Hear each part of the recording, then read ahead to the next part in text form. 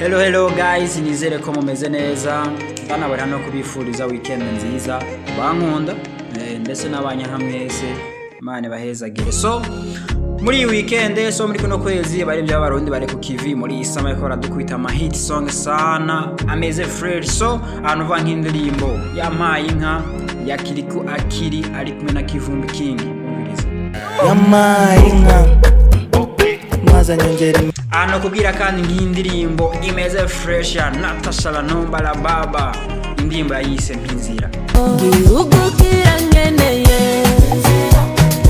Ano kubwira nk'indirimbo ya Mr Mwalabu Rino G, indirimbo yayise Sabantu. Ugitangira iyo business barakuvuma ko naho uzigeze uzame. Ano kubwira ni indirimbo imeze fresh bayise Sitakata Tama ya Mr Champagne ari kumwe na Big Fizzo. Domana sitakata tama. Kanaro ni indirimbo ya Mtama, Big Fizzo, Mugani Desire, indirimbo yayise Nimelewa. Nimeonjeshwa nikalewa.